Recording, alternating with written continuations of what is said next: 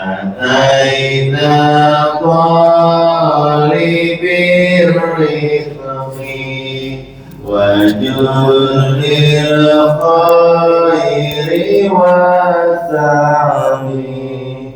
فوسع من حتى الأيدي بأهل البدر يا الله فلا تكن مع الخيبة بل ارحمنا على الخيبة أيا الداعين والهيبة بأهل البدر يا الله وإن تكون فمنعتي بنيل جميع الحاجات أيا جليل ملمتي بأهل البر يا الله إلهي اغفر وأكرمنا بنيل مطالب منا ودفع مساءة عنا بأهل البدر يا الله إلهي أنت ذو لطفي وذو منن وذو علمي وكم من قربة تنفي بأهل البدر يا الله وصل على النبي البر بلا عاد ولا حذر وآل السادة النور بأهل البدر يا الله.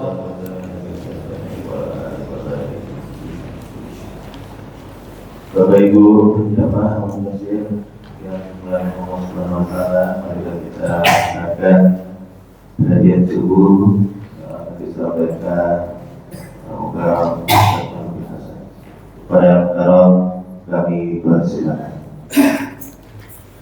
Assalamualaikum warahmatullahi wabarakatuh. Bismillahirrahmanirrahim. Alhamdulillahi ala ma khassa bihi min ni'amihi wa alaihi hamdan astajiru bihi min alimin iqabihi wa balaihi. Wassalatu wassalamu ala khairi ahbabihi wa awliyaihi sayyidina Muhammad wa alihi wa sahbihi wa azwajihi wa jami' anbiya'i. Allahumma saddidna fil qawli wal amal wa'asimna minal khotaya waz zalal waghfir lana ajma'in bi rahmatika ya arhamar rahimin. Subhanaka la ilma lana illa ma 'allamtana innaka antal alimul hakim. Qul law kana al-bahru midadan li kalimati rabbi lanafidal bahru qabla an tanfada kalimatu rabbi walau ji'na bimithlihi madada. Bapak-bapak dan ibu-ibu jamaah Masjid Al-Mudaththir rahimakumullah.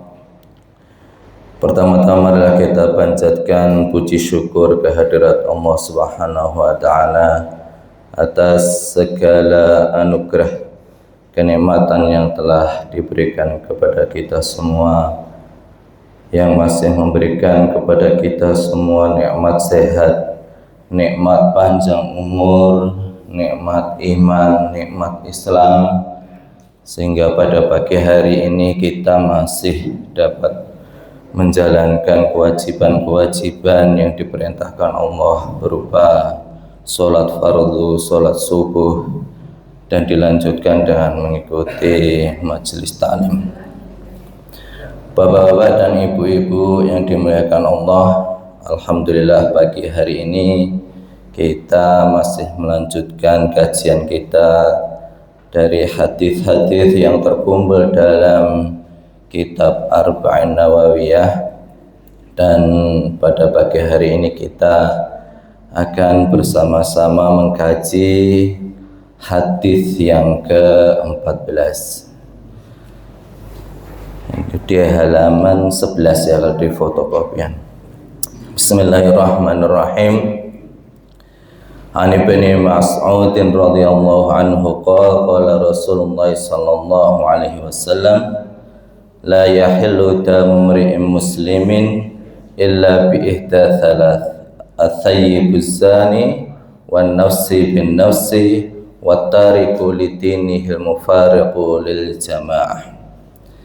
Ini hadis dari Abdullah bin Mas'ud, bahwasanya beliau mendengar perkataan Rasulullah sallallahu alaihi wasallam, la yahillu damu imri'in muslimin, tidak halal darah seorang muslim.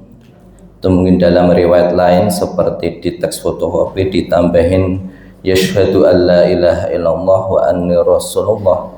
Siapa itu orang muslim? Adalah orang yang bersaksi bahwasanya tidak ada Tuhan selain Allah dan bersaksi bahwasanya Nabi Muhammad adalah utusan Allah.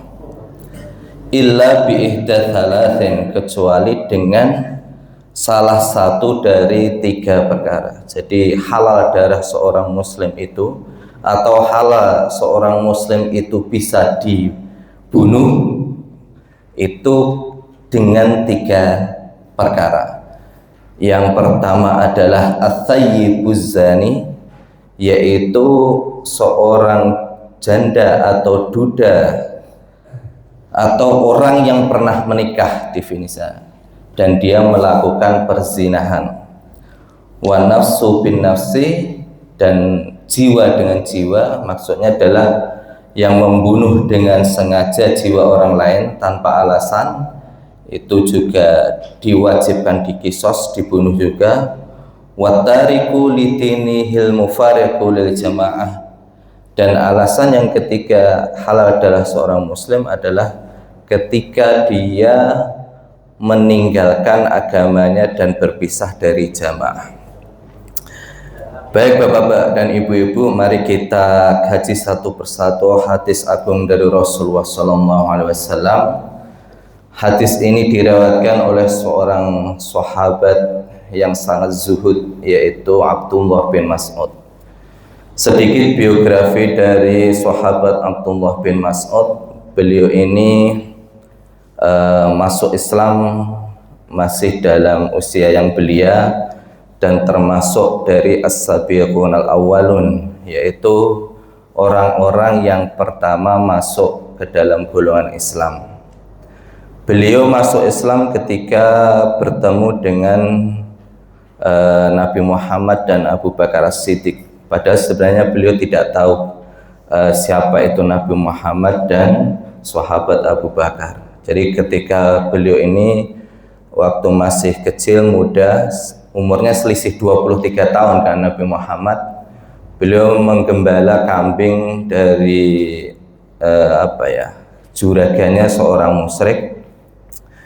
Di tengah-tengah penggembalaan itu datang Nabi Muhammad dan Abu Bakar. Kemudian Nabi Muhammad dan Abu Bakar itu meminta diperahkan susu, tapi oleh Abdullah bin Mas'ud tidak diperbolehkan karena ini adalah punya juragannya, dia bilang, bukan punya dia. Jadi Abdullah bin Mas'ud memang sebelum masuk Islam juga orang yang sangat amanah. Lalu Nabi Muhammad ini minta, ya udah kalau gitu aku minta anak kambing yang nggak ada susunya. Jadi anak kambing yang belum ada susunya itu dihadapkan di Nabi, kemudian dipeganglah di bawah perutnya kambing itu, lama kelamaan muncul air susu. Jadi itu salah satu mukjizat yang langsung disaksikan oleh Abdullah bin Mas'ud, bahwasanya kambing yang seharusnya tidak mengeluarkan susu akhirnya mengeluarkan susu. Maka sejak saat itu Abdullah bin Mas'ud masuk Islam dan akhirnya beliau ikut menemani Nabi Muhammad.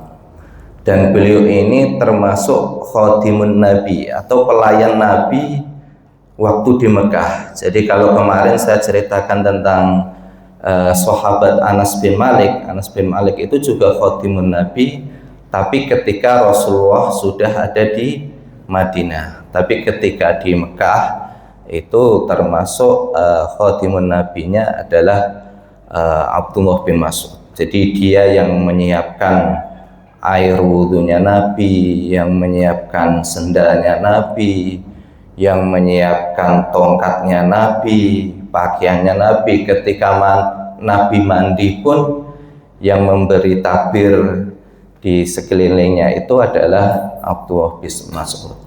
Jadi dia termasuk orang yang sangat dekat dengan Nabi Muhammad. Maka beliau juga termasuk sahabat yang paling banyak tahu tentang wahyu Al-Quran. Maka beliau ini paling banyak menghafal surah-surah di dalam Al-Quran. Bahkan dalam waktu sekian lama itu beliau menghafal 70 surat. Jadi pada waktu itu sudah sangat luar biasa, termasuk orang yang hafalannya paling banyak. Dan Nabi pernah bersabda, kalau kalian ingin dengar sesegar apa wahyu itu turun, maka dengarlah dari Abdullah bin Mas'ud. Jadi memang selain hafalannya bagus, beliau juga suaranya bagus. Selain itu dia juga pemberani. Jadi ketika dakwah di Mekah, Nabi Muhammad masih sembunyi-sembunyi karena kekuatan kafir Quraisy yang luar biasa. Nabi Muhammad dan para sahabat lain belum mau menampakkan dakwahnya. Justru Abdullah bin Mas'ud inilah yang pertama kali memberanikan diri untuk membacakan Al-Quran di depan Ka'bah. Padahal sebenarnya udah dilarang sama sahabat yang lain. Jangan, nanti kamu dipukulin oleh orang-orang kafir Quraisy. Tapi Abdullah bin Mas'ud tidak masalah. Ini adalah wahyu dari Allah Subhanahu wa taala yang harus kita sampaikan. Maka akhirnya Abdullah bin Mas'ud memberanikan diri untuk menyampaikan, membacakan surat-surat di dalam Al-Quran kepada orang-orang kafir Quraisy di Ka'bah. Dan kejadiannya memang benar, akhirnya dia dipukuli oleh orang-orang kafir Quraisy. Tapi beliau tetap tidak kapok, artinya terus berlanjut berdakwah dengan secara terang-terangan. Jadi Abdullah bin Mas'ud ini termasuk orang yang sangat pemberani, walaupun sebenarnya secara fisik beliau ini termasuk yang fisiknya tidak terlalu besar. Jadi diriwayatkan dari beberapa riwayat, beliau ini mempunyai tubuh yang sangat kecil dan agak keriting, terus rambutnya dan agak hitam. Jadi sempat ini, jadi ada sebuah kisah ketika beliau ini menyiapkan kayu siwak untuk Rasulullah, sedang memanjat pohon arok untuk siwak. Kemudian tersingkaplah gamisnya dan kelihatan betisnya.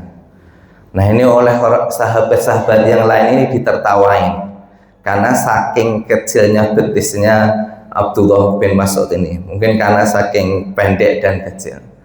Tapi oleh Rasulullah kayaknya dimarahin para sahabat. Matadhakun, kata Rasulullah, apa yang kalian tertawakan, katanya. Kemudian Rasulullah menjawab, kami menertawakan betisnya Abdullah bin Mas'ud yang kecil Rasulullah. Jadi ini kalau zaman sekarang mungkin istilahnya body shaming ya. Jadi menghina fisik seseorang itu termasuk nggak boleh, dan Rasulullah malah waktu itu matadhakun, apa yang kalian tertawakan? Oh, kami menertawakan betisnya Abdullah bin Mas'ud yang kecil. Kemudian Rasulullah bersabda, la rijlu abdillah athqalu fil mizan yaumal qiyamah min Uhud. Ketahuilah oleh kamu sekalian bahwasanya kaki daripada Abdullah bin Mas'ud ini nanti ketika ditimbang di yaumul mizan, di hari akhirat, itu athqalu min Uhud, dia lebih berat daripada gunung Uhud. Jadi ini adalah salah satu keutamaan daripada Abdullah bin Mas'ud. Jadi kita tidak boleh melihat fisik seseorang, tapi lihatlah amaliyah yang dia kerjakan. Karena Abdullah bin Mas'ud ini melayani Rasulullah SAW, kemudian menghafal Al-Quran, sudah barang tentu juga beliau termasuk 10 sahabat yang dijamin masuk surga oleh Rasulullah SAW. Jadi inilah keutamaan daripada Abdullah bin Mas'ud.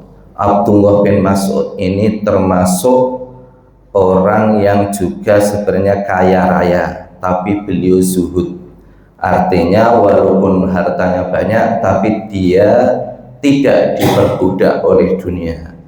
Ini salah satu keutamaan Abdullah bin Mas'ud juga, dan beliau wafat di tahun ke-32 Hijriah di zaman kekhalifahan Utsman bin Affan, dan dimakamkan di Jannatul Baqi dan disolatkan oleh jenazahnya oleh Abdullah bin Zubair.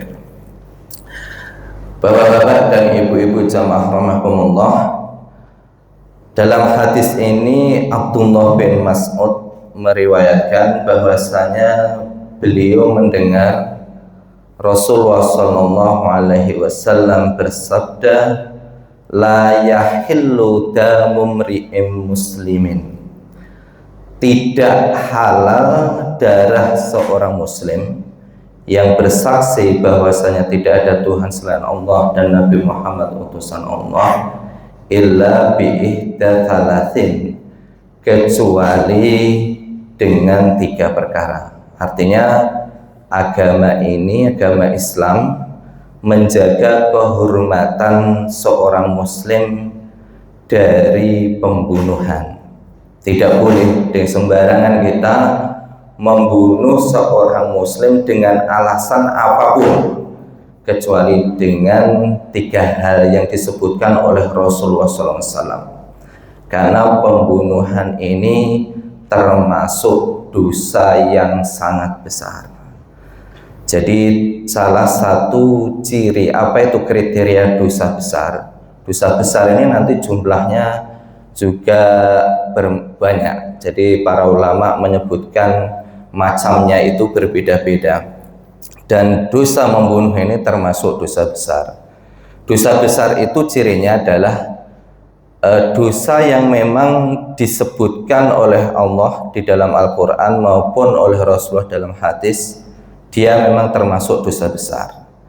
Kemudian yang kedua, ada larangan yang sangat kuat untuk melakukannya, maka itu juga tergolong dosa yang sangat besar. Jadi ini kalau di dalam Al-Quran itu larangannya adalah la taqtulun nafsal lati haramallahu illa bil haq. Ini ada di beberapa surah, itu ada larangan yang sejenis dengan hadis Rasulullah ini. Jadi tidak boleh membunuh jiwa seseorang kecuali dengan hak. Dengan hak itu artinya dengan alasan yang benar tadi, yang 3 hal tadi. Jadi itu ciri dosa besar yang ketiga. Yang keempat adalah cirinya adalah ada ancaman siksa yang disebutkan oleh Allah dan Rasulullah. Jadi ketika Allah dan Rasul menyebutkan jangan kalian melakukan ini karena akan mendapatkan balasan ini, maka itu termasuk dosa-dosa besar. Jadi seperti hanya ketika Rasulullah bersabda, ijtanibus sab'al mubiqat, jauhilah oleh kalian 7 perkara yang dapat membinasakan. Nah, membinasakan, menghancurkan ini bisa di dunia maupun di akhirat. Ini Rasulullah bersabda, jauhilah 7 hal ini. Yang pertama adalah asyirku billah, yaitu menyekutukan Allah, wasihru dan sihir, wa qatlun nafsil lati harramallahu illa bil haq, yaitu membunuh jiwa yang diharamkan oleh Allah kecuali yang hak, wa aklur riba, memakan harta riba, wa aklu mala yatim, dan makan harta anak yatim, wa tawali yaumaz zahfi, kemudian lari dari medan peperangan, wa qadful muhsanatul ghafilat, dan menuduh seorang perempuan solihah berbuat zina. Nah, ini di dalam hadis ini ada 7 perkara yang disebutkan oleh Rasulullah SAW yang dilarang untuk dilakukan. Maka ini termasuk digolongkan oleh para ulama 7 hal tadi, yaitu syirik, sihir, membunuh, makan riba, makan anak yatim, lari dari peperangan, dan menuduh orang zina. Itu termasuk dosa yang besar.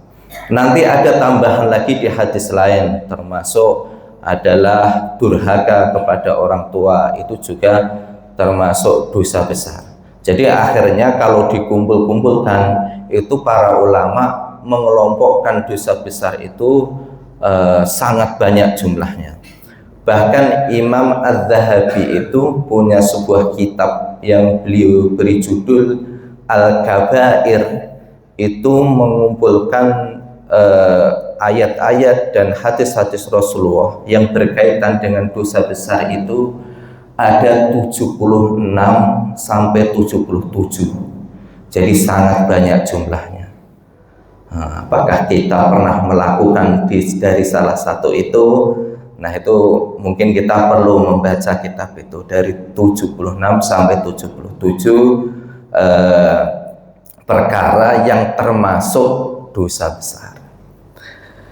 Dan dari hadis ini membunuh tadi itu oleh para ulama disebutkan min akbaril kabair ba'dal kufri. Jadi dari beberapa dosa besar tadi oleh para ulama ada tingkat-tingkatannya. Nah, tingkatan yang paling besar itu adalah kufur, termasuk syirik. Syirik itu termasuk dosa yang paling besar. Bahkan Allah berfirman, innallaha la yaghfiru ayyushraka bihi wa yaghfiru ma duna dzalika liman yasha. Sesungguhnya Allah tidak akan memberikan ampunan kepada orang yang menyekutukan Allah, dan Allah akan memberikan ampunan kepada dosa-dosa selain syirik. Jadi artinya tingkatan dosa yang paling besar itu adalah syirik.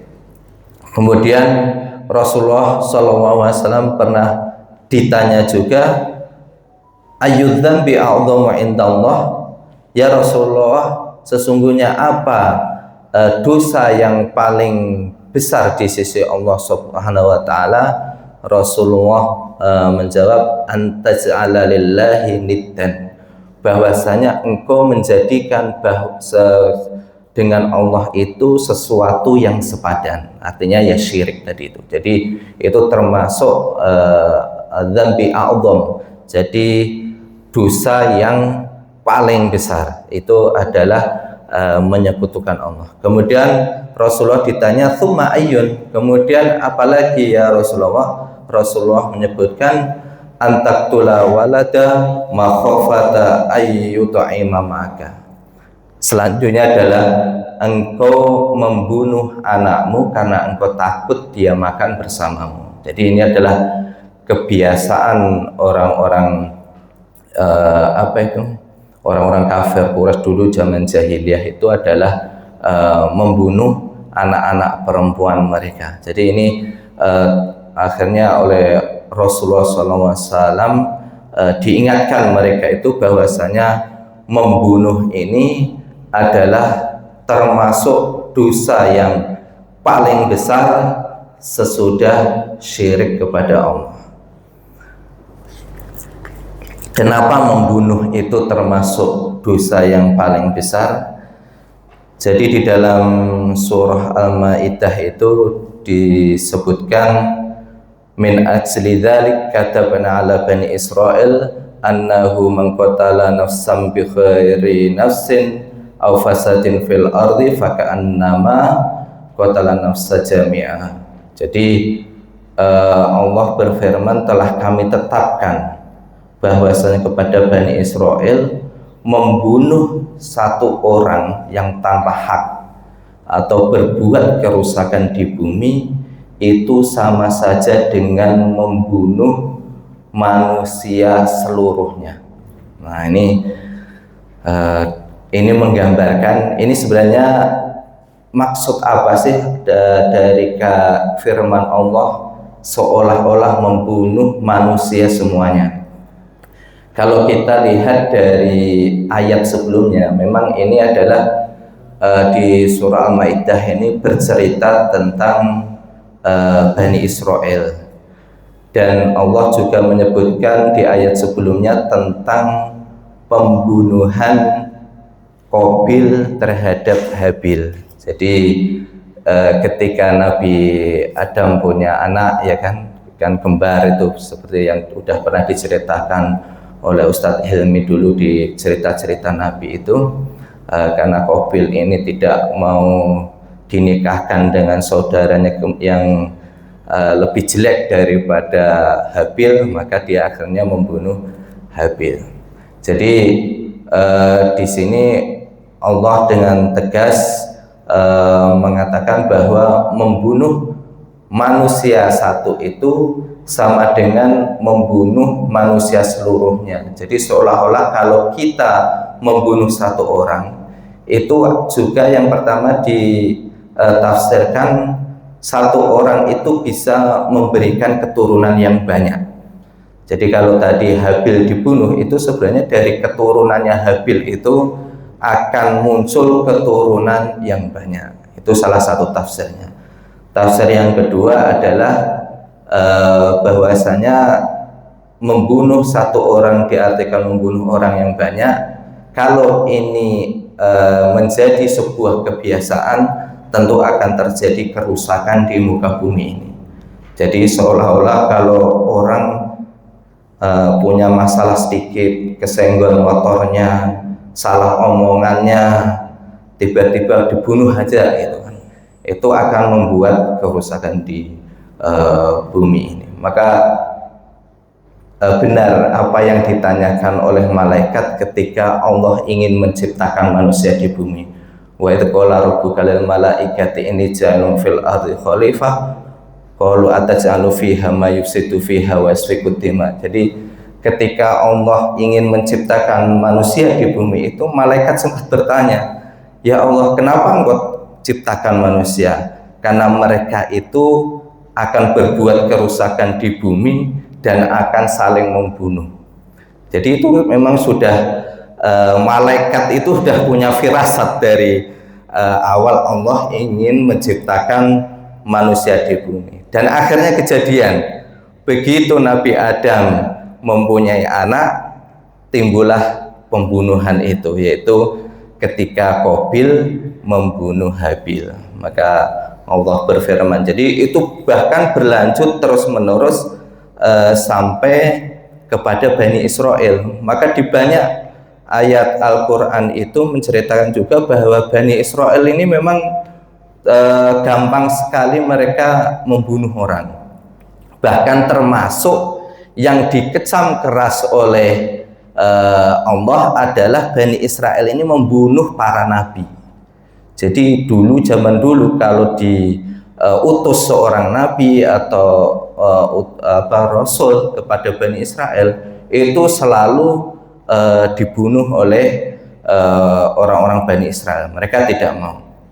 Jadi banyak sekali innalladzina kafaru bi ayatillahi wa yaqtuluna nabiyyina bi ghairi haq. Itu banyak itu diulang di dalam Al-Qur'an. Itu adalah tabiat daripada Bani Israel yang suka membunuh nabi-nabi mereka.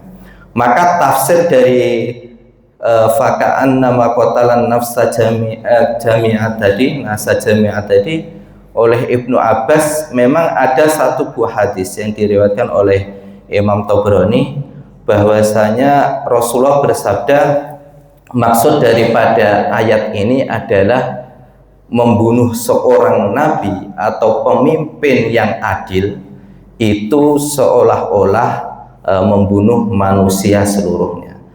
Jadi yang dimaksud membunuh manusia satu tadi itu kalau menurut Abdullah bin Abbas itu adalah membunuh nabi atau membunuh pemimpin yang adil. Nah, itu tafsir daripada surah Al-Maidah ayat 32. Lalu apakah dosa membunuh, dosa yang paling besar setelah dosa syirik itu bisa diampuni oleh Allah Subhanahu wa taala?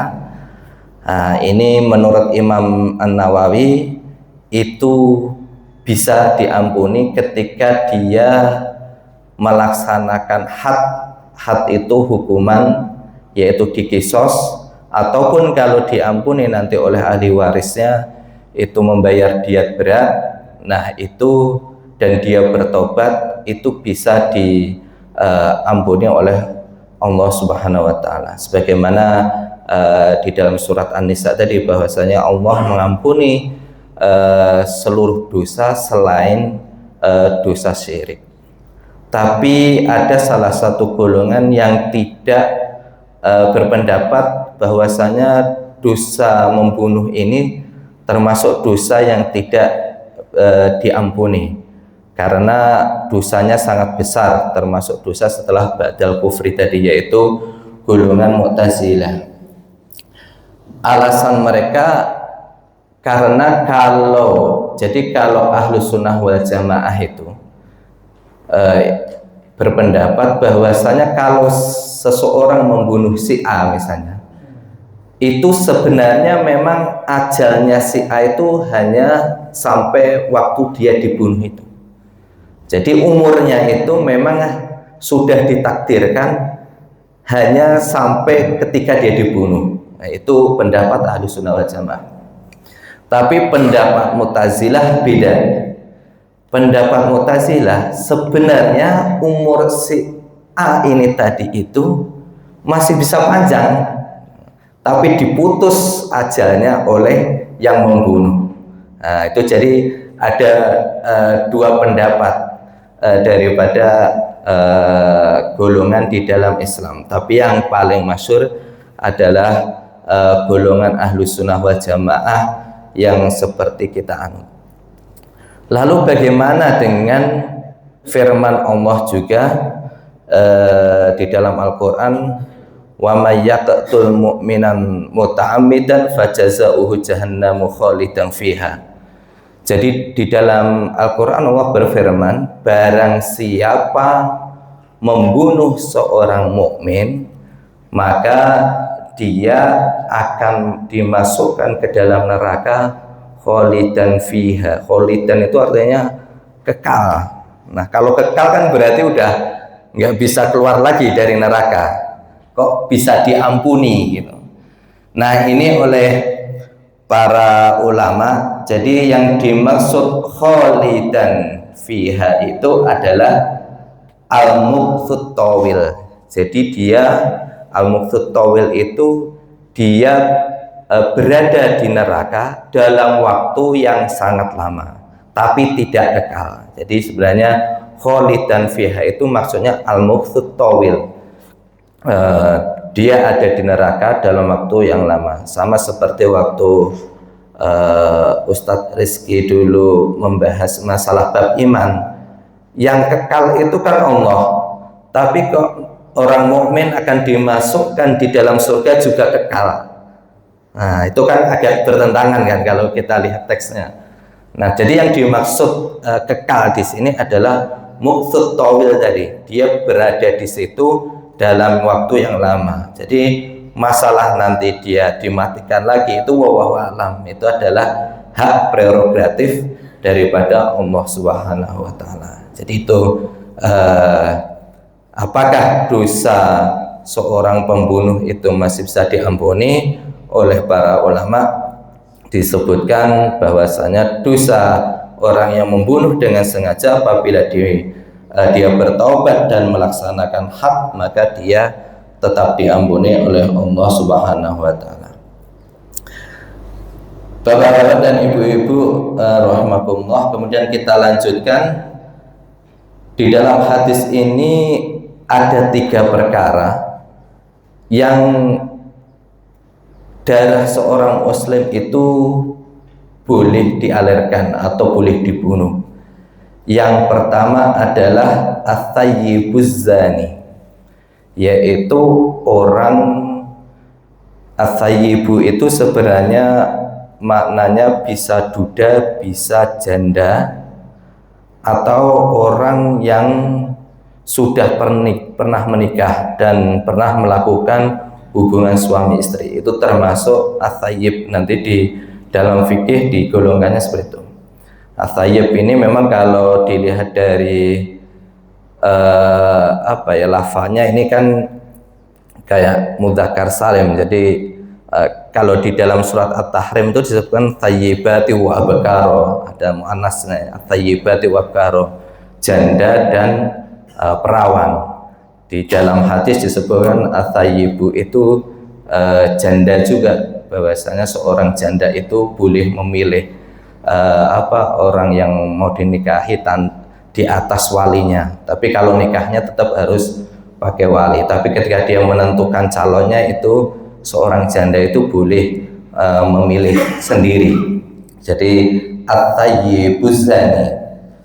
Jadi at-thayyibuz zani adalah orang yang pernah menikah atau pernah menikah secara sah dan pernah berhubungan suami istri, kemudian dia melakukan perzinahan, maka itu boleh dibunuh, atau di dalam Islam hadnya dinamakan rajam, rojam.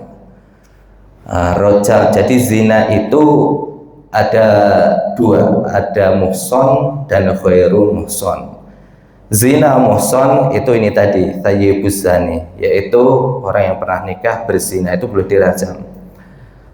Kemudian ada juga zina ghairu muhson. Ghairu muhson ini zinanya seorang pemuda dengan pemudi yang belum pernah menikah, maka itu tidak dirajam. Jadi tidak dibunuh, tapi dicambuk, dijilid sebanyak 100 kali. Kemudian kalau menuduh zina, nah ini juga ada hukumnya. Bukan hanya sekedar melakukan zina, tapi orang menuduh orang lain berzina tanpa ada bukti, itu juga termasuk dosa besar dan dirajam sebanyak 80 kali.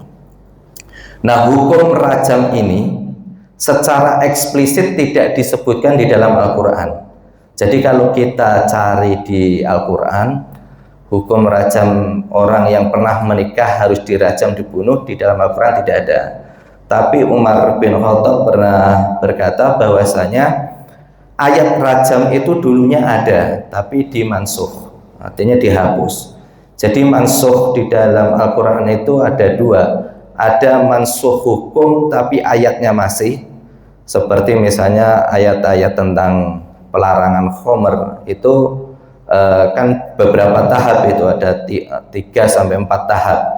Dulu khomer itu awalnya dibilang Allah rizki yang baik, kemudian dibilang keutamaannya lebih sedikit dari kemadharatannya, kemudian kalau mau sholat dilarang untuk minum khomer, dan sampai akhirnya khomer itu dilarang. Nah, ayat-ayat ini di dalam Al-Quran masih semua, tapi yang sebelum-sebelumnya tadi dimansuh hukumnya oleh ayat yang terakhir. Tapi kalau rajam ini ayatnya memang tidak ada di dalam Al-Quran, tapi pernah ada. Nah, itu mansuh yang memang ayatnya sudah tidak ada, tapi pernah disebutkan, pernah difirmankan oleh Allah Subhanahu wa taala. Tapi di dalam hadis ada. Jadi banyak di dalam hadis yang mendukung bahwasanya orang yang berzina muhson itu harus dirajam. Nah, itu ada, bahkan di zaman Rasulullah itu ada 3 kali pelaksanaan rajam, 2 wanita dan 1 pria. 1 wanita dan ketiga-tiganya memang semuanya mengakui. Jadi mengakui kepada Rasulullah, ya Rasulullah, aku ini melakukan perzinahan, zina di luar nikah, dan saya minta hukuman dari Rasulullah. Yang pertama, perempuan Khotimiyah ini dia sedang posisi hamil, maka ketika itu Rasulullah memerintahkan supaya anaknya lahir dulu baru dirajam. Kemudian ada juga Ma'is ini seorang laki-laki yang dia juga mengakui bahwa dia telah berzina. Tapi yang agak ini, Ma'is ini ketika dirajam akhirnya lari dia.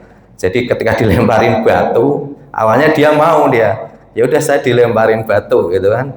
Begitu dilemparin batu dia lari, tapi akhirnya ketangkep sama sahabat yang lain, dibunuh juga gitu. Tapi Rasulullah sempat mengingatkan sahabat yang lain, kenapa kok kalian bunuh gitu.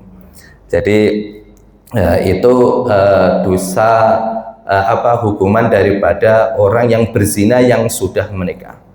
Dan zina ini oleh Rasulullah SAW dimasukkan ke dalam dosa besar al-kabairi ba'dal qatsli, dosa besar tingkatan yang ketiga. Jadi 1 syirik, yang kedua membunuh, yang ketiga zina muhson, itu adalah dosa besar peringkat ketiga.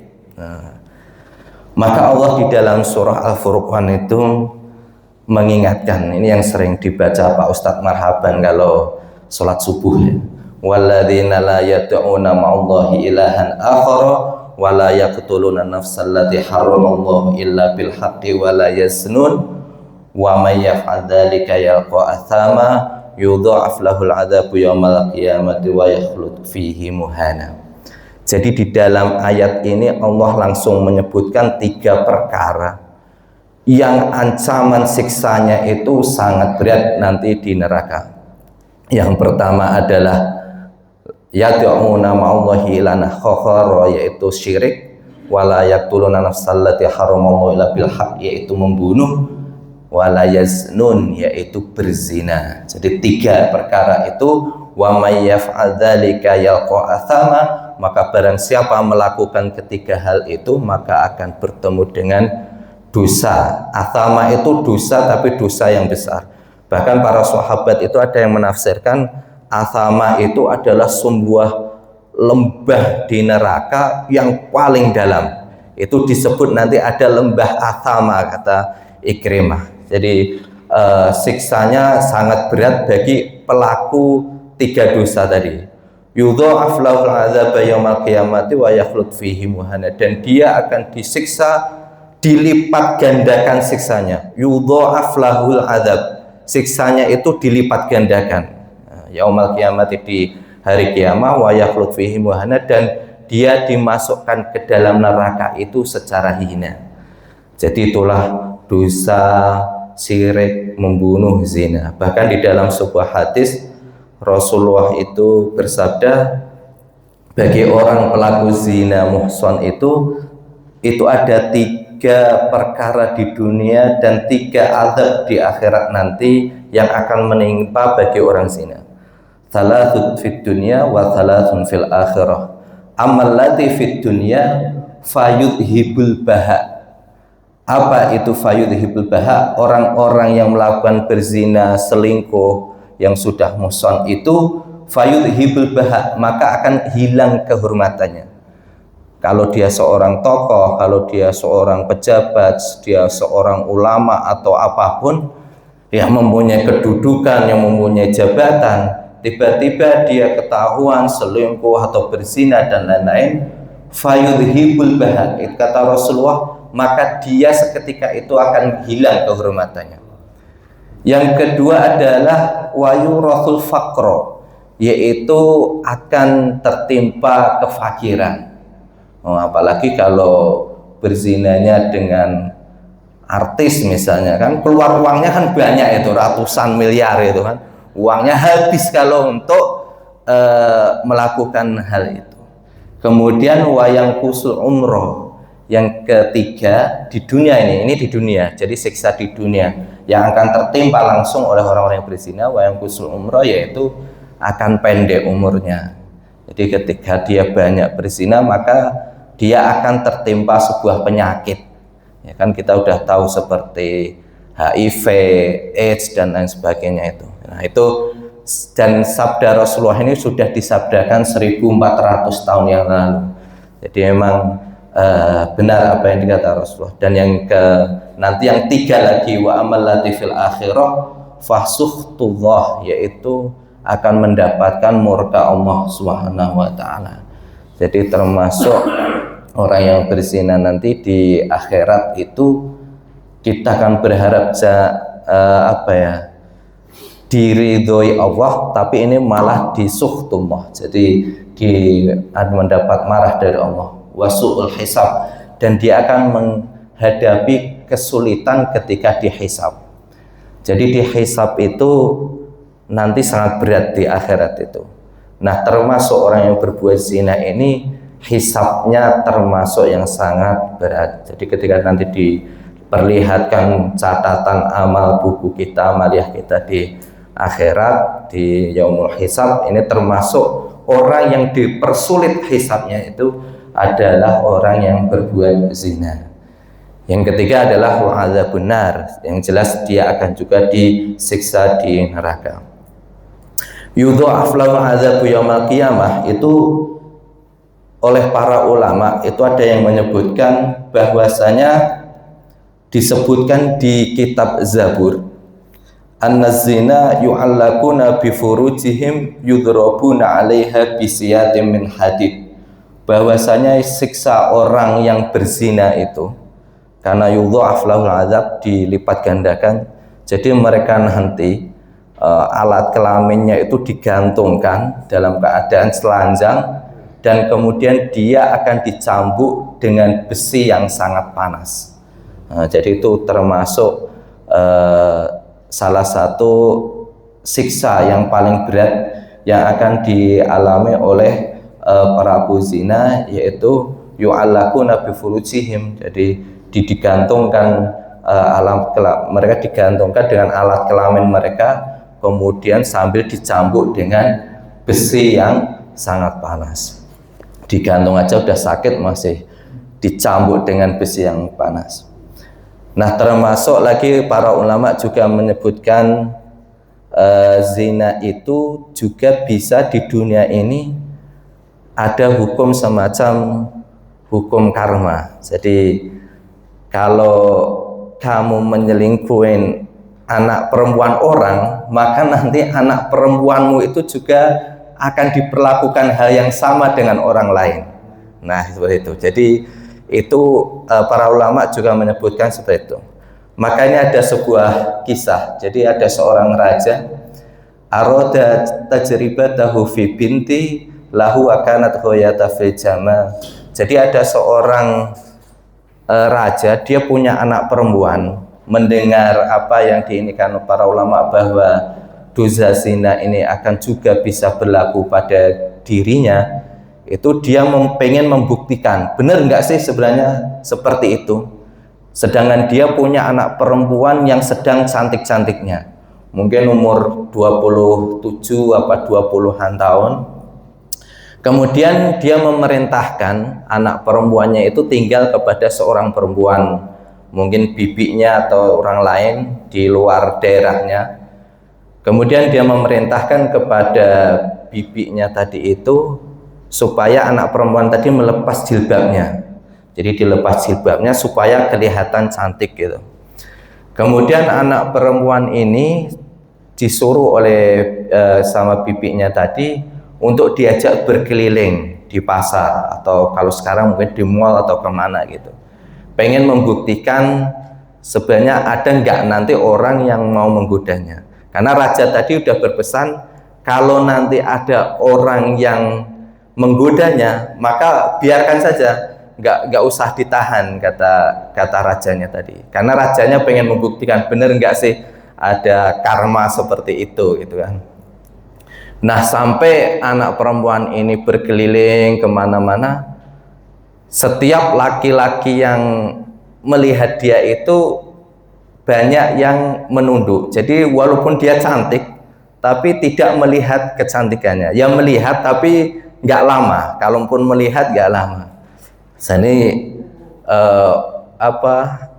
walaupun mungkin dia sangat menarik, tapi banyak laki-laki itu ketika dia jumpa itu anak perempuan itu nggak digoda sama sekali. Akhirnya sama bibinya tadi mau dibawa ke rajanya lagi, dan ketika hampir mendekati wilayah rajanya itu ada seorang laki-laki yang menarik perempuan itu, kemudian dicium, terus dilepas. Nah, akhirnya baru mereka balik kepada rajanya. Terus disuruh diceritakan kepada raja apa yang dialami oleh anak saya ketika dia nggak memakai jilbab, kemudian memamerkan kecantikannya di pasar, di mana-mana, apakah ada ini? Kemudian perempuan itu menjawab tidak ada, tapi hanya ada satu orang yang akhirnya mencium dia. Maka raja tadi berkata, berarti benar, karena selama hidupku aku tidak pernah menggoda perempuan lain, tapi hanya sekali aku mencium perempuan.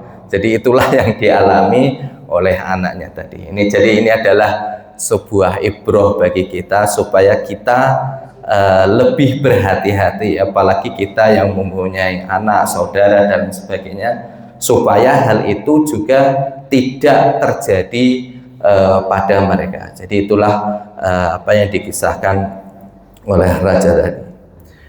Nah, yang kemudian yang berikutnya, apakah dosa berzina ini juga bisa diampuni oleh Allah Subhanahu wa taala?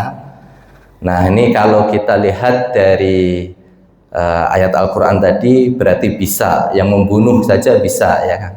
Berarti dosa zina ini para ulama juga menyimpulkan kalau dia melaksanakan had dan dia juga bertaubat dengan taubatan nasuha, maka dia juga akan mendapatkan ampunan dari Allah Subhanahu wa taala. Karena di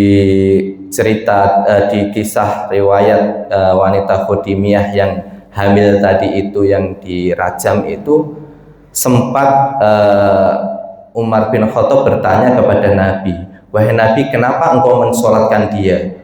Padahal dia itu pelaku dosa yang besar, yang keji, kata Rasulullah. Kenapa kok engkau menyolatkan dia, Rasulullah, kata Umar bin Khattab setelah perempuan tadi meninggal. Kemudian Nabi berkata, wahai Umar, karena perempuan tadi saya mensolatkan karena dia itu sudah bertobat dan melaksanakan hukuman dari Allah Subhanahu wa taala. Ketahuilah bahwasanya tobatnya perempuan tadi, kata Rasulullah, kalau dibagikan kepada 70 orang penduduk Madinah ini yang bertobat, maka telah mencukupi. Artinya kesungguhan tobatnya perempuan tadi itu yang menyebabkan diterimanya taubatnya oleh Allah Subhanahu wa taala. Jadi dosa besar bedanya dengan dosa kecil itu, memang kalau dosa kecil kan kita udah tahu, puasa kita kan udah sering kita dengar dari para ustadz, pahalanya menghapus satu tahun dosa yang lalu, itu kan, itu maksudnya dosa-dosa kecil. Sholat fardu ke sholat fardu menghapus dosa, itu menghapus dosa kecil yang tidak termasuk dosa-dosa ini tadi. Umroh yang satu, umroh yang berikutnya menghapus dosa, Jumat yang satu, Jumat berikutnya, puasa Arafah, itu masih banyak sekali amalan.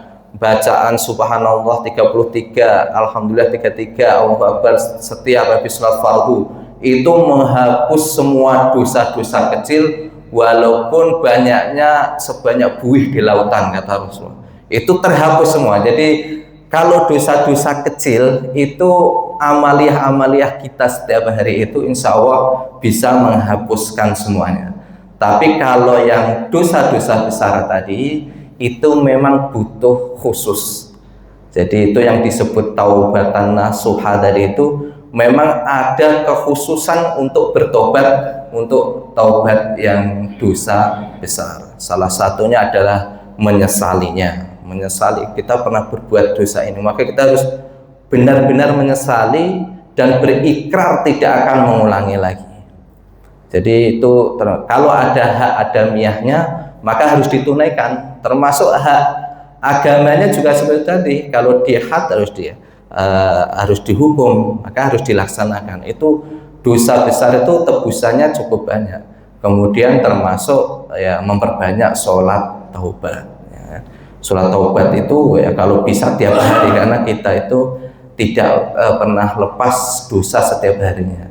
Bahkan kalau nanti di kitab Munabihatnya yang di ini Ustadz Hilmi itu nanti di bab yang terakhir itu ada 6 ciri orang yang taubatnya diterima.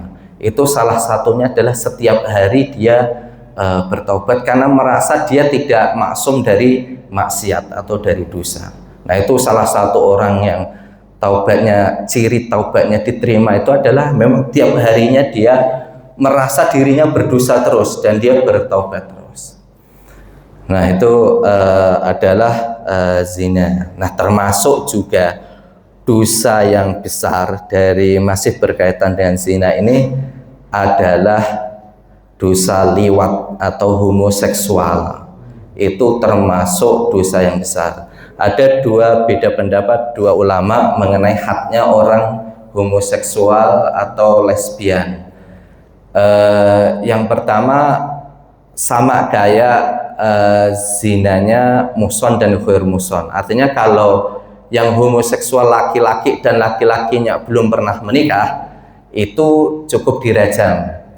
Jadi cukup dicambuk kalau belum pernah menikah. Tapi kalau pernah menikah dirajam juga. Tapi ada ulama yang berpendapat mau dia pernah menikah atau belum pernah menikah tetap dibunuh. Itu dosa bagi orang yang hukuman bagi orang yang berbuat homoseksual atau lesbian. Nah, itu. Jadi itu adalah dosa zina yang oleh Rasulullah itu termasuk perkara yang wajib yang boleh dibunuh seseorang yang berzina muhsan. Yang kedua adalah wan nafsu bin nafsi, yaitu jiwa dengan jiwa, artinya membunuh dengan sengaja. Jadi membunuh itu ada 3 jenis. Jadi membunuh qatlu amdi, yaitu membunuh dengan sengaja, qatlu syibhul amdi, yaitu membunuh seperti sengaja, dan qatlul khata, yaitu membunuh karena kesalahan. Jadi pembunuhan di dalam fikih itu kriterianya 3. Nah, yang boleh dikisos dengan dibunuh juga adalah pembunuhan yang sengaja. Jadi ketika misalnya saya pengen membunuh si A, memang sengaja saya dengan alat tajam, dengan pisau atau pistol saya bunuh, dia seorang muslim dan seorang mukmin, saya bunuh tanpa alasan yang hak, maka saya ini boleh dibunuh juga. Tentu yang yang melaksanakan nanti adalah hakim, bukan orang per orang. Jadi yang boleh membunuh si pembunuh tadi adalah si hakim. Nah, ada pembunuhan yang seperti sengaja. Seperti sengaja ini misalnya si A ini pengen nagih hutang si B, karena dia nggak mau bayar, akhirnya berkelahi. Dalam berkelahi ini nggak menggunakan benda tajam, mungkin hanya dipukul pipinya atau apa, tapi ternyata mati si B ini. Jadi sebenarnya dia juga nggak sengaja pengen membunuh, tapi memang ada pukulan tapi bukan dengan benda tajam atau sesuatu yang bisa membunuh, tapi akhirnya dia mati. Nah, ini tidak boleh dibunuh si pembunuhnya tadi karena dia seperti sengaja membunuh. Tapi dia tetap membayar diat atau ganti rugi yang cukup besar, yaitu 100 unta. Jadi kalau yang pembunuh sengaja yang pertama tadi, kalau misalnya ahli warisnya memaafkan, itu dia juga harus membayar diat berat, yaitu 100 unta juga, dan itu tunai. Tunai itu 100 unta itu bisa dibagi. 30 untanya itu umur 3 tahun, 30 unta betina umur 4 tahun, yang 40-nya umur betina yang hamil. Jadi unta betina yang hamil itu jumlahnya 100, harus tunai dan harus dari harta yang dimiliki oleh si pembunuh. Itu kalau pembunuhan sengaja yang dimaafkan oleh ahli warisnya. Kalau yang seperti sengaja 100 unta juga persis tak seperti itu tadi. Kriteria untanya juga sama, tetapi dia boleh mencicil 3 tahun dan boleh dibayarkan oleh akilah atau kerabatnya. Misalnya saudaranya atau siapa itu boleh membayarkan diatnya tadi. Nah, yang ketiga adalah qatlul khata'. Qatlul khata' itu membunuh karena kesalahan, tidak ada kesengajaan. Tapi sebenarnya memang alat itu bisa mematikan juga. Misalnya ini kita naruh misalnya pestisida atau apa di gelas. Tahu-tahu ada nenek kita nggak tahu itu kopi apa diminum, akhirnya mati. Nah, itu kan si yang menaruh tadi sebenarnya kelalaian ya. Nah, tapi dia tidak pengen membunuh si nenek. Maksud nenek ini mau dibunuh kan ya, tapi kelalaian dia. Itu dalam Islam juga ada hukumannya. Jadi hukumannya adalah dia nanti membayar diat sama 100 unta juga, tapi kriterianya beda. Untanya itu dibagi 5, jadi 20 ekor umur setahun, 20 ekor betina umur 2 tahun, 20 ekor jantan umur 2 tahun, 20 ekor betina umur 3 tahun, dan 20 ekor betina umur 4 tahun. Jadi ada 100 juga, dan boleh dicicil selama 3 tahun dan boleh dibayarkan oleh kerabatnya, tidak dari hartanya sendiri. Jadi itu kriteria membunuh itu tidak semuanya dikisos. Jadi ada yang tidak dikisos, tapi ada kriterianya tadi. Itu adalah golongan kedua, di mana darah seorang muslim itu halal ketika dia membunuh orang dengan sengaja. Nah, yang ketiga adalah at-tariqu lidinihi al-mufariqu lil jamaah, yaitu orang yang murtad. Nah, ini orang yang murtad ini memang ada perbedaan ulama juga, apakah setiap orang murtad pasti mendapat hukuman mati? Tidak semua ulama seperti itu, tapi ada beberapa ulama yang berpendapat kemurtadannya itu juga memerangi keislamannya. Jadi ketika dia murtad juga dia memerangi Islam, maka itu juga dibolehkan untuk membunuhnya. Nah, apa sih kriteria murtad ini? Memang ada beberapa hal seperti yang pernah kita kaji di Sulam Taufik itu. Yang pertama adalah ketika seseorang meremehkan dan merendahkan kitab Allah Al-Quran, itu sudah termasuk murtad. Jadi sama, mungkin saya beberapa hari ini ada ini di YouTube itu ada seseorang mengatakan ayat Isra Mi'raj subhanalladzi asra bi 'abdihi minal masjidil haram ilal masjidil aqsa, itu dia sebut itu sebenarnya bukan ayat yang diinikan Rasulullah, karena waktu turun ayat itu kata dia Masjidil Aqsa itu masih berupa gereja, sementara dirubah lagi di jadi masjid itu ketika zaman Umar bin Khattab. Nah, ini termasuk orang-orang seperti ini yang bisa merusak keislaman. Jadi termasuk dia meremehkan dan merendahkan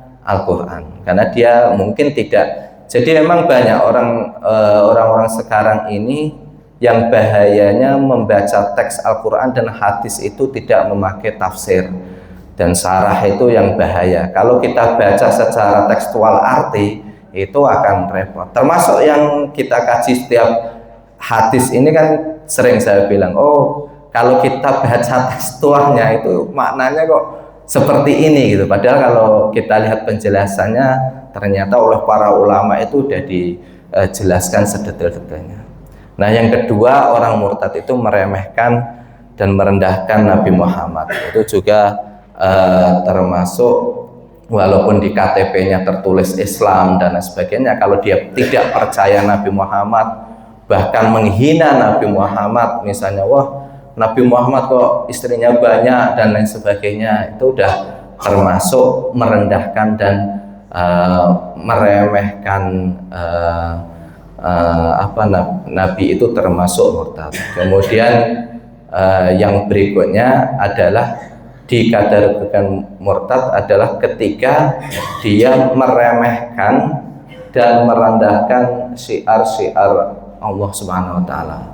Merendahkan Ka'bah itu syiar, merendahkan Masjidil Haram, merendahkan Masjidil Aqsa, merendahkan masjid, itu syiar-syiar agama. Itu termasuk juga adalah ciri-ciri orang yang dianggap telah murtad atau meninggalkan agamanya. Kemudian yang berikutnya lagi adalah ketika dia meremehkan dan merendahkan janji-janji Allah. Itu juga termasuk digolongkan murtad. Misalnya dia tidak percaya pasti surga, kita berbuat sholat katanya dapat surga, dapat bidadari. Apalagi kalau ada, wah berarti di surga hanya memuaskan nafsu saja ya. Itu termasuk sebenarnya meremehkan dan merendahkan. Nah, yang berikutnya, yang kelima adalah meremehkan dan merendahkan ancaman Allah. Itu juga termasuk sudah keluar dari agama Allah. Dia tidak percaya tadi, mosok zina terus nanti disiksa digantung segala macam, dia tidak percaya, dicambuk, dia tidak percaya. Itu juga termasuk ciri-ciri orang yang murtad. Kemudian yang terakhir adalah meremehkan dan merendahkan hukum-hukum Allah Subhanahu wa taala. Itu juga termasuk orang-orang yang lari dari agamanya yang dimaksud tadi. Bahkan Imam Ghazali itu pernah berkata, kalau ada orang berkata bahwa antara dirinya dan Allah itu dia sudah tidak ada batasnya. Dia mengatakan, oh saya minum khamr boleh kok, saya tidak sholat juga boleh, kalau kalian harus sholat. Nah, itu orang-orang seperti ini, kata Imam Ghazali, juga boleh untuk dihukumi dibunuh karena merusak agama. Nah, itulah keterangan daripada hadis yang ke-14. Mudah-mudahan ini bisa kita ambil hikmah dan pelajaran buat kita semua, yaitu bahwasanya membunuh, kemudian berzina, dan yang murtad itu adalah termasuk dosa-dosa besar. Baiklah, kita akhiri kajian pada pagi hari ini dengan berdoa, mudah-mudahan kajian kita ini bermanfaat, menambah keistimewaan kita di dalam beribadah kepada Allah Subhanahu wa taala. Bismillahirrahmanirrahim. Alhamdulillahirabbil alamin, hamdan yuwafi ni'amahu wa yukafi'u mazidah. Rabbana lakal hamdu kama yanbaghi li jalali wajhikal karim wa 'azimi sultanik. Allahumma shalli ala sayyidina Muhammad wa ala ali sayyidina Muhammad.